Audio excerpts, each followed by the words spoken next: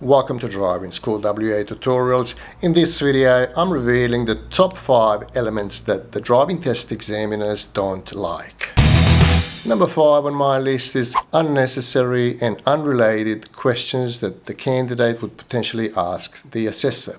For example, if they're walking towards the car after completing the paperwork necessary to start the driving assessment, candidates sometimes ask questions such as, how many fails did you have today, or how many passes? So please avoid questions of that nature, because this is not a percentage game. It's really, you need to meet the standard in order to pass the test. So they don't need to reach some certain percentage to satisfy the guidelines of the Department of Transport. Please avoid questions of that nature. You can have a chat about something else, whatever it might be, the weather, or the car that's parked next to your car, whatever it might be, but avoid asking anything about passes and fails. Number 4 on this list is incomplete logbook or missing signatures.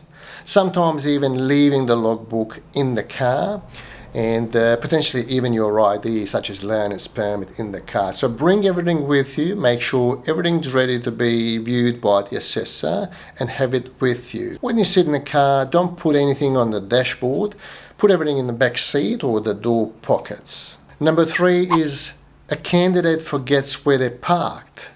So when you get out of the Licence Centre office with the assessor, you really need to know where you parked your car. A lot of times we hear stories that the person who's going for their driving assessment simply forgot where they parked.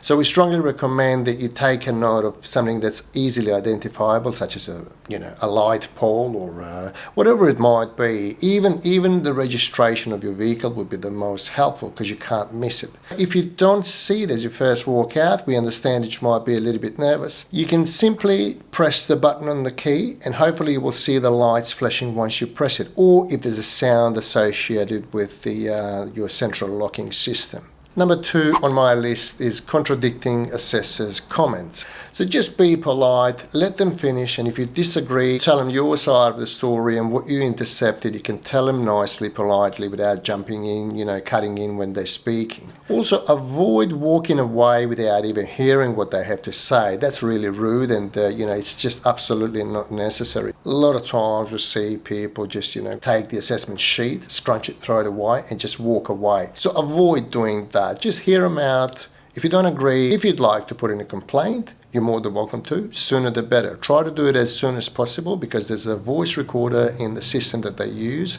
and there's also GPS coordinates. Number 1 item that most assessors don't like on my list is when you turn up with the car that's filthy, especially the interior. So try to make sure that you clean up your car. If you're using your private vehicle, or if you're using driving schools, just obviously remind the instructor to give it a splash, to clean the windows properly, and certainly to clean the interior and eliminate any bad smells or anything that can make the assessor uncomfortable.